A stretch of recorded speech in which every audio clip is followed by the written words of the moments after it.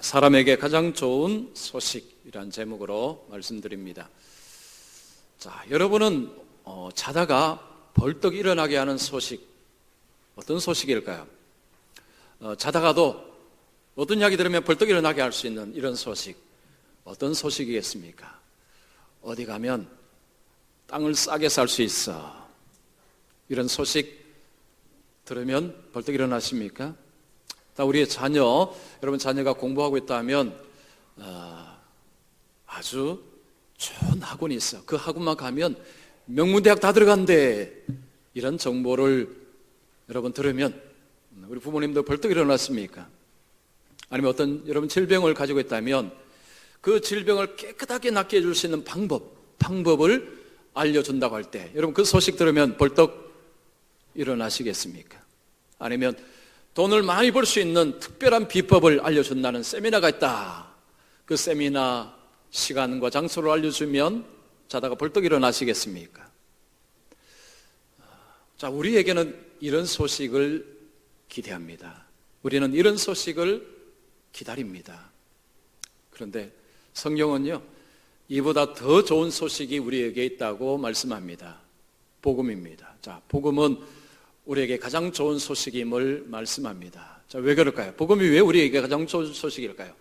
자, 오늘 본문의 말씀 다시 한번 보겠습니다. 내가 복음을 부끄러워하지 아니하노니 이 복음은 모든 믿는 자에게 구원을 주시는 하나님의 능력이 됨이라. 복음이 왜 우리에게 가장 좋은 소식인가 하면 우리에게 구원을 주시는 하나님의 능력이 됨이라. 쉽게 말씀드리면 이 복음을 통해서 하나님은 우리에게 구원의 소식을 전하기 때문입니다. 구원의 소식이기 때문에 이 복음이 우리에게 가장 좋은 소식이다, 이 말씀입니다. 자, 그런데 안타깝게도 현실 속에 들어가면 어떤 분들은 이 복음에 대해서 아니요, 나는 그렇게 생각하지 않습니다, 나는 관심 없습니다, 이런 분들도 계십니다. 성경은 가장 좋은 소식을 하지만 아니요, 나는 필요 없습니다, 이런 분들도 꽤 많습니다. 왜 그럴까요? 구원을 잘 모르기 때문입니다. 구원을 잘 모르면 구원의 소식을 아무리 이야기한들 귀에 들어오지 않습니다. 이 복음이 어떤 사람에게 귀에 착착 꼽힐까요? 구원이 필요합니다, 나에게는 구원이 필요합니다, 구원에 관한 갈망을 가진 사람에게 이 복음은 그 가슴으로 쑥쑥 들어가는 좋은 소식이 되는 것입니다. 즉 자다가 벌떡 일어나게 하는 소식이 될 수가 있는 것입니다. 자, 그러면 이 복음이 구원을 주는 소식인데 이 구원에 관해서 좀 마음에 좀 좋은 소식이라는 것을 알도록 하기 위해서 어떻게 하면 좋을까요? 여러분 이런 경험 다 있으시죠? 어떤 물품을 살 생각이 없었습니다. 그런데 채널 돌리다가 홈쇼핑이 득 나왔습니다. 그냥 그걸 보다가 저거 필요한데 하고 구입하신 우리 여자 집사님, 여자 권사님들 계시죠. 그리고 우리 남자분들은 홈쇼핑은 안 보더라도 인터넷을 검색하다가 이거 내가 필요한데, 이렇게 해서 구입하신 적이 있으실 것입니다. 제가 그랬습니다. 인터넷 보다가 이거 필요한데 하고 구입한 적이 몇 번 있습니다. 그 보기 전에는, 홈쇼핑 보기 전에는, 인터넷 보기 전에는 필요한지를 몰랐습니다. 그런데 그 홈쇼핑, 인터넷을 검색하다가 이거 필요한데, 그렇게 해서 구입을 하게 되는 일들이 우리 속에 있듯이 이 복음, 구원이라는 것도 그냥 들어서는 별로 관심이 없습니다. 이게 뭐 좋은 소식이야, 그보다 더 좋은 소식이 세상에 얼마나 많은데. 복음을 듣지 않아서 그렇습니다. 구원이 뭔지를 듣지 않아서 그렇습니다. 복음을 듣고 구원에 관한 소식을 듣게 될 때 우리 마음 깊은 곳에서 갈망이 일어납니다. 이거 내 필요한데, 이거 필요한데, 내가 필요했는데 내가 그동안 몰랐구나. 그래서 우리가 말씀을 잘 들어야 됩니다. 여러분, 우리가 하나님의 말씀을 잘 듣는 것은요, 우리도 모르는 우리 속에 있는 이 구원의 갈망을 끄집어내는 그런 원인이 됩니다. 그래서 하나님께서 교회를 통해서 주시는 이 말씀을 잘 듣고 여러분이 성경을 공부하거나 이런 일들에 힘을 쓰셔야 됩니다. 그래야 내 속에 있는 감춰져 있는, 아니 묵혀져 있는 이런 것들을 끄집어낼 수 있습니다. 이게 끄집어 나와야 복음을 들을 때 이 복음이 내 가슴으로 올 수 있는 것입니다. 말씀을 듣지 않고 말씀에 무관심하게 살게 되면요, 여러분 복음 들어도 그냥 들립니다. 이거 나와 별 상관없는 말씀으로 들립니다. 별로 좋은 소식이 아닙니다. 자, 오늘 여러분들께 이 복음의 중요한 것을 말씀드리겠습니다. 이미 제가 설교를 몇 번 했지만 이 복음은요, 반복해서 우리가 계속 들어야 되는 것입니다. 예수 믿은 지 30년, 40년 되셔도 반복해서 들어야 되는 것이 복음입니다. 왜냐하면 우리가 너무 잘 까먹습니다. 너무 잘 잊어버립니다. 그래서 또 듣고 또 들어서 우리의 마음을 다시 한번 새롭게 할 필요가 있습니다. 자, 먼저 우리가 이 복음의 필요성, 이 복음에 대해서 알기 위해서는 먼저 이 질문이 필요합니다. 나는 도대체 어디서 왔는가? 사춘기 때 하는 질문, 자, 우리가 이 질문이 필요합니다. 나는 도대체 어디서 왔는가? 여러분 도대체 어디서 왔습니까? 세상에는 인간의 기원을 두 가지로 이야기합니다. 하나는 창조요, 하나는 진화입니다. 하나님께서 모든 만물, 인간을 창조하셨다. 이것이 창조론입니다. 진화론은 오랜 세월 동안에 변화되어서 지금의 존재가 생겼다라고 이야기를 합니다. 크게는 주로 이 두 가지로 인간의 기원을 설명합니다. 하나는 만들어졌다, 창조되었다. 한쪽은 오랜 시간 동안 변화되어서 지금 이 모습이 되었다. 그런데 두 가지 중에 어떤 것도 과학적으로 증명이 안 됩니다. 과학적으로 증명이 불가능한 것이 두 가지입니다. 예수 믿는 사람은 창조를 받아들입니다. 하나님께서 모든 것을 만드셨고 사람을 만드셨다는 것을 받아들입니다. 이렇게 받아들일 수 있는 이유가 뭘까요? 성경에서 그렇게 말씀하기 때문입니다. 성경은 하나님이 모든 것을 창조하시고 인간을 만드셨다는 것을 여러 곳에서 반복적으로 말씀합니다. 성경을 딱 펴자마자 창세기 1장 1절이 하나님이 천지를 창조하시니라 이 선언을 하고 들어갑니다. 모든 것은 하나님이 만드셨기 때문에 존재하게 된 것이다. 이것이 바로 하나님께서 성경을 통해서 선포하고 하시는 말씀입니다. 자, 예수 믿는 사람은 모든 것은 하나님께서 다 만드셨다는 것을 받아들입니다. 자, 그러면 우리는 어디서 온 것입니까? 하나님께로부터 온 것입니다. 하나님이 만드셨다는 것은 하나님께로부터 우리가 왔다는 것을 말합니다. 자, 하나님께서 사람을 만드셨다, 하나님이 만물을 만드셨다 할 때 마음속에 생기는 질문이 하나 있습니다. 하나님께서 왜 인간을 만드셨을까? 왜 하나님께서 인간을 만드셨을까라는 질문입니다. 저는 어릴 때 이렇게 생각을 했었습니다. 하나님이 심심해서 사람을 만드셨을 거야, 이런 생각을 한 적이 있습니다. 또 어떤 사람들은 하나님은 사랑의 대상이 필요해서, 사랑할 대상이 필요해서 사람을 만들었다고 이야기합니다. 아마 여러분 중에서도 이런 생각을 하고 계신 분들이 계실 것입니다. 성경에는 하나님이 사람을 사랑하신다는 말씀이 많습니다. 그 말씀을 보면 하나님은 사랑할 대상이 필요해서 사람을 만드셨다, 그렇게 생각할 수 있습니다. 정말로 하나님은 사랑할 대상이 필요해서 저와 여러분을 만드셨을까요? 자, 이런 질문은 하나님께서 만물을 만드시기 전에 하나님은 외로웠다는 것을 의미합니다. 하나님은 외로워서, 즉 심심해서 사랑할 대상이 필요했다는 것입니다. 하나님은 사랑할 대상이 정말 필요했을까요? 그렇지 않습니다. 하나님은 인간을 만드시기 전에, 이 세상을 창조하시기 전에 이미 하나님은 사랑을 하고 계셨습니다. 하나님이 누구와 사랑하셨습니까? 성경의 하나님은 삼위일체 하나님이십니다. 성부, 성자, 성령 하나님이십니다. 이것을 우리가 어떻게 알 수 있습니까? 성경의 신구약에서 하나님은 자신을 이렇게 계시하셨습니다. 성부 하나님, 성자 하나님, 성령 하나님. 신구약은 이렇게 계시합니다. 제가 1월 둘째 주일 오후 시간에 삼위일체를 제가 말씀드렸습니다. 여러분 꼭 한번 홈페이지에서 들어보시기 바랍니다. 삼위일체 하나님은 서로 개별적입니다. 서로 사랑하십니다. 서로 섬기십니다. 서로 기쁨을 누리십니다. 그 관계가 삼위일체 하나님이십니다. 삼위일체 하나님은 이 세상을 만드시기 전에 이미 충족하셨습니다. 이미 충분하셨습니다. 뭔가 부족하지 아니하셨습니다. 하나님은 이미 풍성하셨습니다. 사랑을 이미 나누고 계셨습니다. 그러면 왜 풍족하신 하나님이 왜 사람을 만드셨을까요? 바로 그 하나님 안에 있는 자유, 기쁨, 즐거움, 평안, 그 행복을 주시기 위해서, 그 하나님 안에 있는 것들을 넘치도록 하나님 안에서 넘쳐나서 우리 인간에게 주시기 위해서 하나님이 사람을 만드셨다는 것입니다.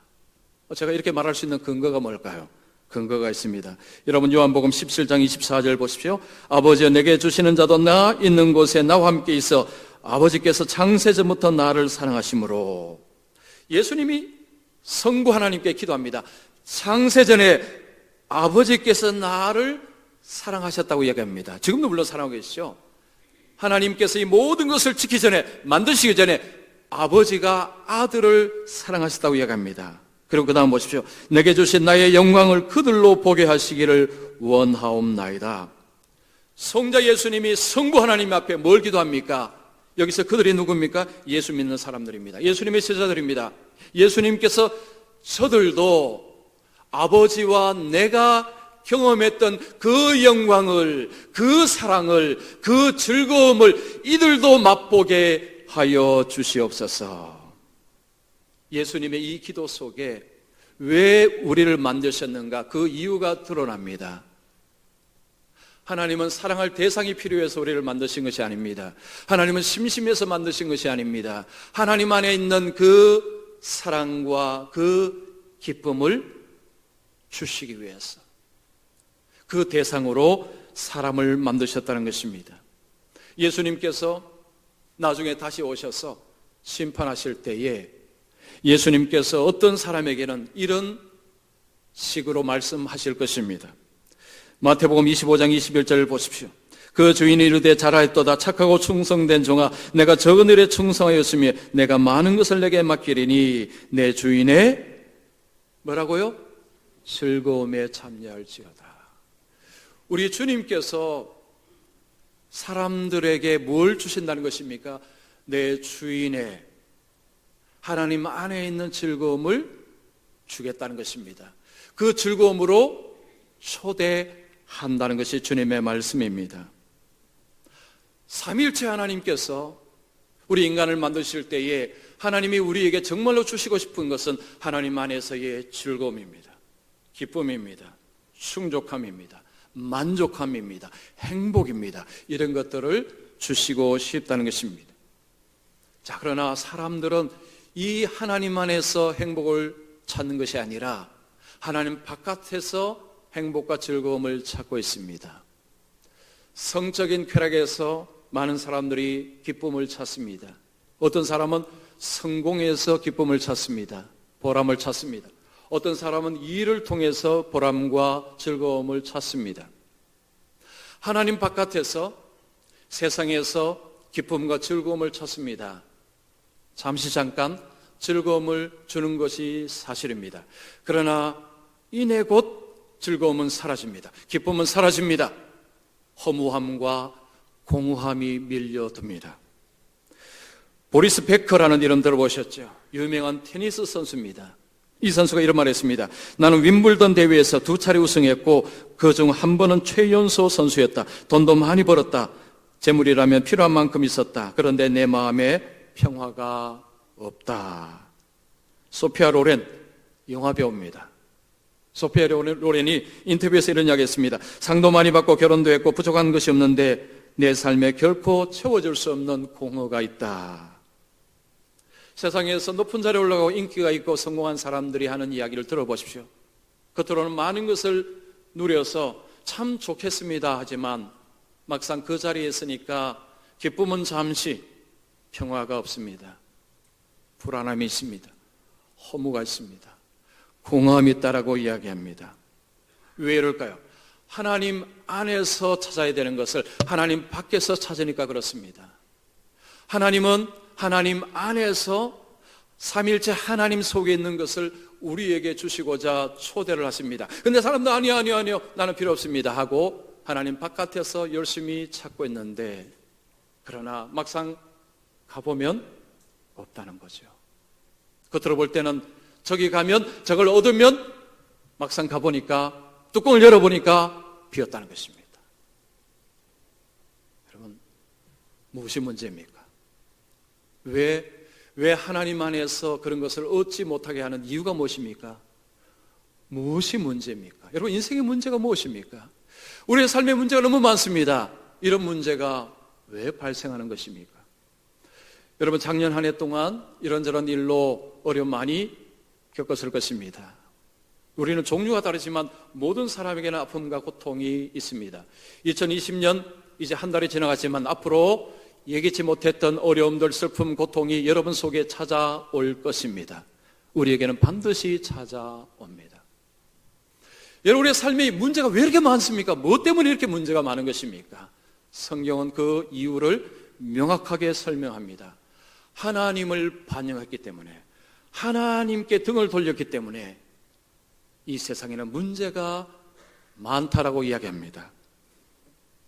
창세기는 우리에게 그 사건을 이야기합니다. 누가 하나님께 등을 돌렸는지, 누가 반역했는지, 누가 범죄했는지, 누가 불순종했는가를 이야기합니다. 우리의 조상 아담, 하와입니다. 하나님께서 아담을 만드시고 그에게 말씀하십니다. 창세기 26장 2장 16절 17절입니다. 여호와 하나님이 그 사람에게 명하여 이르시되 동산의 각종 나무 열매는 내가 임의로 먹되 선악을 알게 하는 나무 열매는 먹지 말라. 내가 먹는 날에는 반드시 죽으리라 하시니라. 하나님께서 아담에게 동산 중앙에 있는 선악을 알게 하는 나무 열매는 먹지 말아라. 이거 먹으면 죽는다라고 말씀하셨습니다. 결국은 아담과 하와가 그것을 먹었습니다. 왜 먹었습니까? 하나님의 말씀보다 뱀의 말을 믿었기 때문입니다. 하나님 말씀을 신뢰하기보다는 사탄의 말을 신뢰했기 때문에 사탄의 말대로 따먹었습니다. 사탄이 뭐라고 했습니까? 이거 먹으면 하나님처럼 된다고 했습니다. 이거 먹으면 독립한다고 했습니다. 하나님께로 독립해야지, 하나님께로도 독립해야 인생에 해방된다, 진짜 즐거운 삶이 온다, 진짜 행복이 온다. 사탄이 그 이야기를 했습니다. 아담과 하와가 하나님 말씀보다 사탄의 말을 받아들였습니다. 그래서 그 선악과를 먹었습니다. 그로 인해서 모든 것이 바뀌어져 버렸습니다. 땅은 저주를 받았습니다. 두 사람에게 죽음이 찾아왔습니다. 에덴 동산에서 쫓겨났습니다. 하나님과의 관계가 깨어져 버렸습니다. 사람과의 사람 관계도 깨어져 버렸습니다. 자연과의 관계도 깨어졌습니다. 모든 것이 깨어졌습니다. 에덴 동산에서 쫓겨나서 그들이 살아가는데 아들 가인이 동생 아벨을 돌로 쳐서 죽이는 사건이 벌어집니다. 죄의 열매가 얼마나 무시무시한지를 보여주는 사건이 에덴 동산에서 나오자마자 벌어집니다. 이 땅에 살인, 강간, 강도, 사기, 오만 문제가 이 땅에 벌어지기 시작하는 것입니다. 죄는 하나님 말씀 믿지 말라고 이야기합니다. 하나님 말씀 믿어봐야 손해다. 그 믿으면 속박이다. 하나님 말씀을 받아들이면 속박이다. 삶이 힘들어진다. 구속된다. 해방되려거든 그 말씀을 받아들이지 말아라. 하나님께로부터 벗어나라. 하나님으로부터 도망쳐라. 그러면 진짜 즐거움이다. 진짜 자유가 있다고 이야기합니다. 과연 그렇습니까? 하나님으로부터 도망쳤을 때에 진짜 해방이 오고 진짜 기쁨이 왔습니까? 아니요. 더 큰 속박이 기다리고 있습니다. 아니, 진짜 무서운 속박이 기다리고 있습니다. 사람들은 저 돈을 얻으면, 저 자리에 올라가면, 내가 저것을 누리면 참된 자유, 참된 해방, 참된 것을 얻을 줄로 알았습니다. 근데 그 자리에 가보니까 또 다른 속박이 기다리고 있습니다. 돈이 속박합니다. 인기가 속박합니다. 성공이 사람을 지배합니다. 내가 술을 지배할 줄 알았습니다. 내가 돈을 지배할 줄 알았습니다. 술이 나를 지배합니다. 돈이 나를 지배합니다.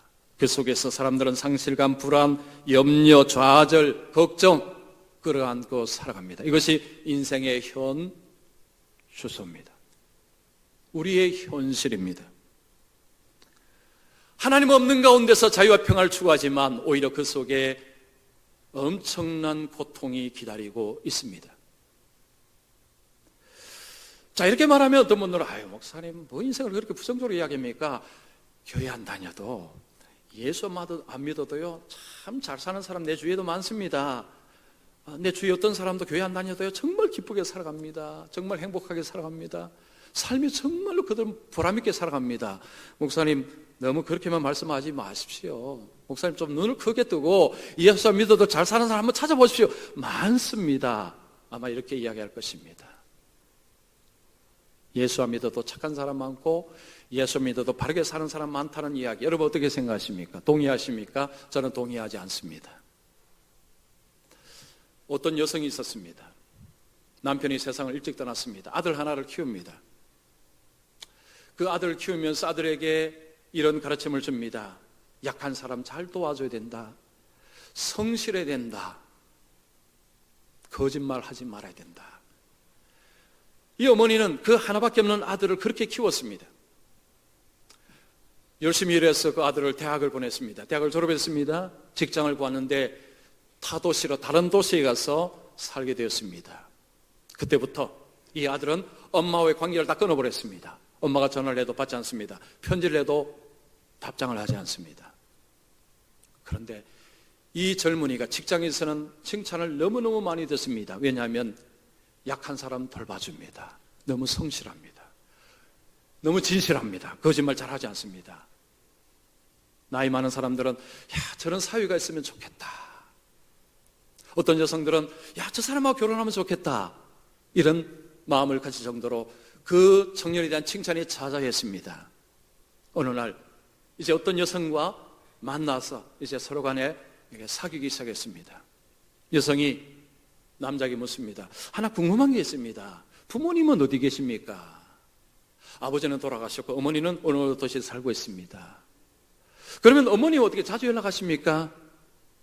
아니요, 엄마하고 관계 끊었습니다. 아니 왜 끊었습니까? 속박이 싫었어요. 간섭이 싫었어. 편하게 살고 싶어서 엄마와 관계를 끊었습니다. 그때 여성이 뭐라고 했을까요? 당신이 착한 사람인 줄 알았는데 이제 보니 아주 나쁜 사람이군요 하고 돌아서서 가버렸습니다. 여러분 이런 사람을 세상에 뭐라고 이야기합니까? 불효자식이라고 이야기합니다. 인생 헛살았다고 이야기합니다. 나쁜 사람을 이야기합니다. 잘못 살고 있다고 이야기합니다. 그 사람을 착하다고 이야기하는 사람 한 명도 없습니다. 마찬가지입니다. 하나님께서 자기를 이 땅에 보내시고 하나님께서 도우시고 먹이시고 입히시고 모든 것을 다 하셨는데 하나님 없다라고 이야기해버립니다. 하나님 필요 없다고 이야기합니다. 하나님과 모든 것을 다 끊어버렸습니다. 내가 독립해서 내가 계획하고 내가 선택하고 내가 만들어가도 충분히 잘 살 수 있다. 성경은 이런 사람을 향해서 죄인이라고 이야기합니다. 의인은 없나니 하나도 없다고 이야기했습니다. 세상에 착한 사람 없다는 것이 성경의 선언입니다. 죄는 하나님이 없다라고 이야기합니다. 하나님 말씀 들을 필요가 없다고 이야기합니다. 너가 하나님이다. 너 방식대로 살아라. 네가 선택한 것, 네가 그렇게 살면 삶의 주인은 너다. 얼마든지 너는 잘 살 수 있다. 얼마든지 너는 행복하게 살 수 있다. 이것이 죄가 하는 이야기입니다. 죄는 무서운 것입니다. 이 이야기를 듣고 사람들은 그 꼬드김에 속아서 살아갑니다. 사단의 음성에 속아서 아담과 하와가 선악과를 따먹었듯이 오늘날 많은 사람들이 그 사탄의 말을 듣고 그 말을 따라 하나님을 섬기는 것을 배척하고 자신을 하나님으로 삼고 자신을 인생의 주인으로 삼고 그렇게 살아가고 있습니다. 이런 사람을 성경은 죄인이라고 부릅니다. 하나님의 진노가 쌓이고 있다고 이야기합니다. 지금 웃을 수 있습니다. 그러나 곧 이 웃음이 슬픔이 되고 괴로움이 되고 고통이 될 날이 다가오고 있다는 것이 성경의 말씀입니다. 자, 그럼 이 문제를 어떻게 해결해야 되겠습니까? 우리가 해결할 수 있습니까? 해결 못합니다. 우리는 해결할 능력이 없습니다. 이거 어떻게 해결할 수 있습니까? 성경은 예수님이, 하나님의 아들 예수님이 이 땅에 사람으로 오셔서 이 문제를 해결하셨다, 하나님이 너희 문제를 해결하셨다 라고 선언합니다. 이것이 굿뉴스입니다. 이것이 복음입니다. 자, 하나님의 아들이 사람이 되셔서 뭘 하셨습니까? 내가 받아야 될 진노의 잔을 예수님이 받으시고, 내가 받아야 될 진노의 잔을 예수님이 받으시고 우리를 진노에서 건져내셨습니다. 베드로전서 3장 18절 보십시오. 그리스도께서 단번에 죄를 위하여 죽으사 의인으로서 불의한 자를 대신하셨으니 이는 우리를 하나님 앞으로 인도하려 하심이라.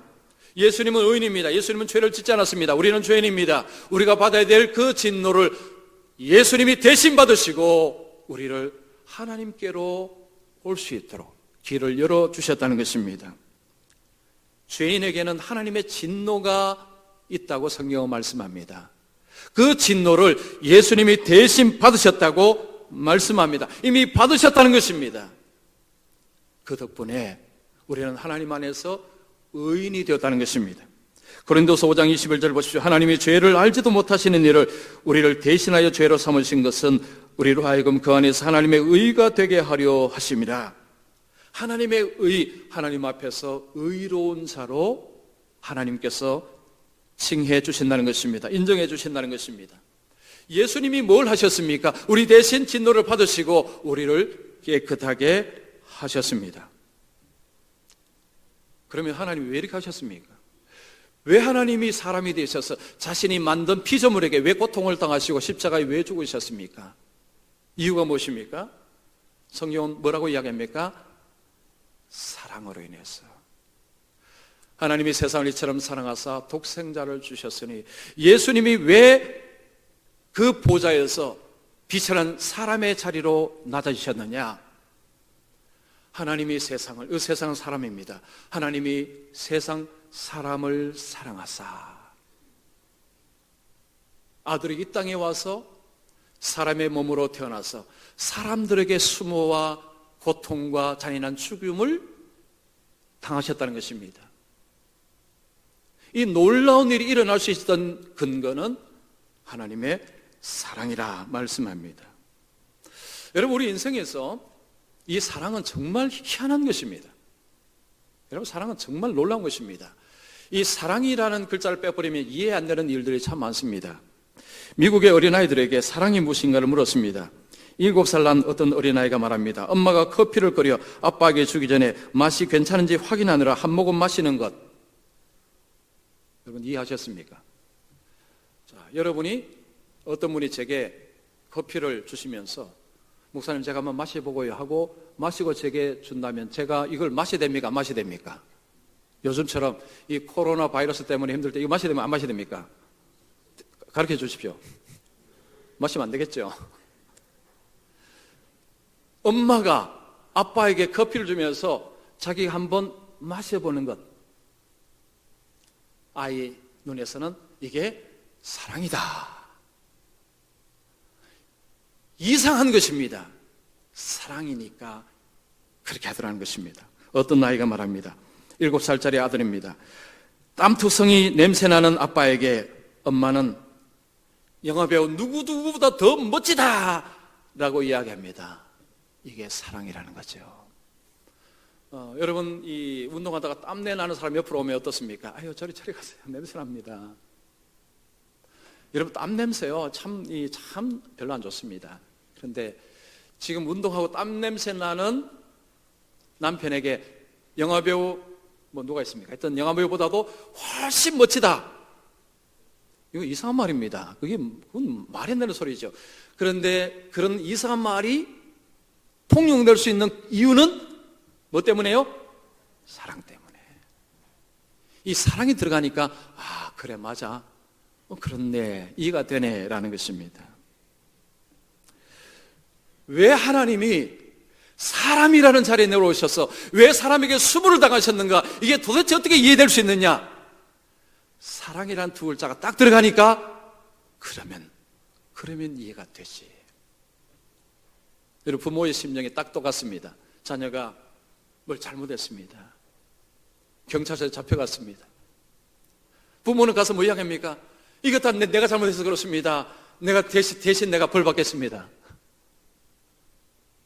부모가 왜 그렇게 합니까? 그렇게 하는 이유가 무엇입니까? 사랑하기 때문에. 이게 사랑이 빠지면요, 이게 말이 안 되는 소리고 이거 이상한 것입니다. 사랑이란 두 글자가 들어가니까 이해가 되는 것입니다. 납득이 되는 것입니다. 왜 하나님께서 왜 자신이 만든 피조물처럼 되시고 그 정도가 아니고 그 피조물에게 온갖 수모를 다 당하시는 그런 일을 왜 겪으셨느냐? 사랑으로 인해서. 사랑하시기 때문에. 성경은 그 이유를 이야기합니다. 우리가 그 말씀을 들으면 어떻습니까? 이해가 된다. 이해가 된다. 주님, 이해가 됩니다. 내가 자식 키워보니까요, 참 이해가 됩니다. 그래서 우리 그 부모님들 자식 키우면서 하나님 많이 이해가 되시죠? 특별히 하나님의 사랑이 많이 이해가 될 것입니다. 자녀를 키워보기 전에는 하나님의 사랑이 좀 추상적으로 왔습니다. 그러나 내가 자녀를 키워보니까 하나님의 이 사랑이 이제는 구체적으로 알겠다는 것입니다. 이해가 된다는 거죠. 자, 이 복음을 들었습니다. 예수님이 십자가를 지셨습니다. 예수님 부활하셨습니다. 이 복음을 들었습니다. 그 다음에 우리가 어떻게 반응을 해야 합니까? 둘 중에 하나입니다. 받아들이든지 거절하든지. 복음은 소식입니다. 소식은 선포하는 것입니다. 소식은 선포하는 것입니다. 인간은 둘 중에 하나를 합니다. 받아들이든지 거절하든지. 둘 중에 하나일 뿐입니다. 중간은 없습니다. 받아들이든지 거절하든지 둘 중에 하나로 반응을 해야 됩니다. 복음에 들어가면 항상 두 부류로 나눕니다. 예수님께서 이 땅에서 말씀을 전하실 때 어떤 사람들은 아멘 아멘 당신은 하나님의 아들입니다 하고 받아들인 사람이 있고, 어떤 사람들은 얼굴을 붉히고 비난하고 욕하고 한 사람들, 그리고 떠나간 사람들이 있습니다. 복음이 선포되면 어떤 사람은 아멘하고 수용합니다. 어떤 사람들은 아니요, 나 관심 없습니다 하고 거절해버립니다. 이런 속담이 있다고 합니다. 똑같은 태양이 비칠 때에 진흙은 딱딱하게 만들어버리고 얼음은 녹여버린다. 똑같은 태양입니다. 똑같은 태양이 비치는데 진흙은 점점 더 굳게 됩니다. 그런데 얼음은 스르스르 다 녹아버립니다. 똑같은 복음이 선포되는데 어떤 사람은 아멘, 아멘, 옳습니다. 주님, 제가 복음이 필요합니다. 내가 구원이 필요합니다. 감사합니다. 하는 분이 계시고, 죽어봐야 알지, 예수 믿는다 천국 가나, 십자가에 죽은 사건이 내하고 뭔 상관이 있어. 나는 싫어하고 거절하는 사람들도 있다는 것입니다. 항상 두 부류로 나뉩니다. 자, 이 복음을 받아들이는 것을 뭐라고 이야기합니까? 믿음이라고 이야기합니다. 복음을 받아들일 때 이것을 믿음이라고 이야기합니다. 이 믿음이 우리를 하나님께로 인도하고 하나님 앞에서 의롭다는 이야기를 듣는 것입니다. 빌립보서 3장 9절 보십시오. 내가 가진 의는 율법에서 난 것이 아니요 오직 그리스도를 믿음으로 말미암는 것이니 곧 믿음으로 하나님께로부터 난 의라. 우리가 하나님 앞에 의롭게 되었을 때 믿음으로, 그리스도를 믿음으로, 그리스도께서 행하신 일을 믿음으로 받아들임으로 하나님 앞에서 의롭게 되었다는 것이 성경의 말씀입니다. 우리가 하나님 앞에 의롭다함을 들을 수 있는 것은 믿음으로 그리스도께서 행하신 것을 받았을 때, 수납했을 때, 받아들였을 때, 이게 믿음이라는 것입니다. 자, 이 믿음이 생길 때 삶의 변화가 일어납니다. 삶이 예수님을 닮아가고 선한 열매가 맺혀지기 시작합니다. 자, 이거 순서가 중요합니다.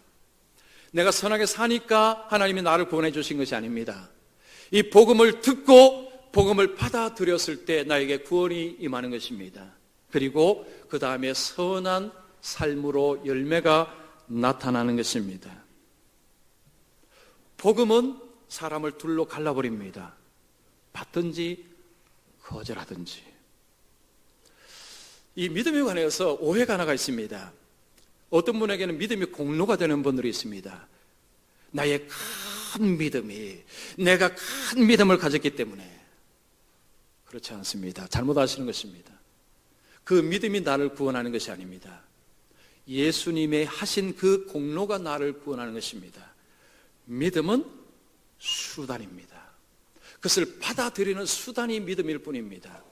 그래서 에베소서에 보면요, 믿음도 자랑할 것이 못 된다고 이야기합니다. 만약에 우리가 만들어낼 것이라면 믿음은 자랑거리가 됩니다. 그러나 성경은 믿음은 자랑할 거리가 못 된다고 이야기합니다. 우리를 구원하는 것은 나의 믿음이 아니라 예수님이 나를 구원하는 것입니다. 여러분, 우리에게 복음은 가장 좋은 소식입니다. 어떤 사람에게요? 맞습니다. 맞습니다. 주님 말씀 맞습니다. 내가 살아보니까 하나님 바깥에서는 좋은 건 있었는 줄 알았는데 가보니까 그렇지 않았습니다. 정말 말씀 맞습니다. 저는 말씀을 100% 신뢰합니다. 주님께서 하신 공로 저는 받아들입니다. 주님께서 주신 권 저는 받아들입니다. 하나님 안에 있는 그 즐거움 저는 얻고 싶습니다. 세상의 즐거움 가보니까 별것 아니었습니다. 살아보니까 이거 별것 아니었습니다. 저는 주님 말씀 신뢰합니다. 하나님 안에서의 즐거움, 그 기쁨을 저는 맛보고 싶습니다. 필요합니다. 제게 필요합니다. 주님 제게 주시옵소서. 이게 믿음입니다. 이게 믿음이에요. 자, 여러분, 예수 믿은 지 얼마 되신 거 다 내려놓으십시오. 30년, 40년 다 내려놓으시고. 여러분, 이 복음 앞에 어떻게 반응을 해 오셨습니까? 지금은 이 복음 앞에 어떻게 반응하고 계십니까? 주님, 하나님 안에 있는 즐거움 저 필요합니다. 그거 저에게 주시옵소서. 나에게 절대적으로 이거 필요합니다. 믿음으로 반응하셨습니까? 아니면 잘 모르겠습니다. 살아봐야 알죠. 죽어봐야 알죠. 나는 잘 믿기지 않습니다. 하고 거절해 오셨습니까? 둘 중에 한쪽에 여러분은 속해 있습니다. 교회 다닌다고 다 믿음으로 수납하신 분들은 아닙니다. 자, 우리 인생의 영원한 길은 갈립니다. 어디서부터요? 이 복음을 듣고 어떻게 반응하에 따라서 영원의 길은 완전히 갈립니다. 자, 여러분 어느 쪽에 서시겠습니까? 어떻게 반응하시겠습니까?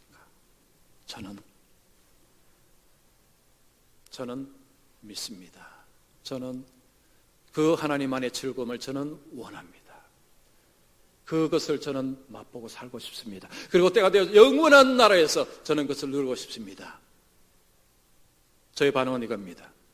여러분 어떻게 반응하시겠습니까? 자, 저는 여러분도 저와 같이 저도 원합니다. 저도 이걸 원합니다. 하나님 안에서의 즐거움과 소망과 기쁨과 그것을 저는 얻기를 원합니다. 주여 저에게 주시옵소서.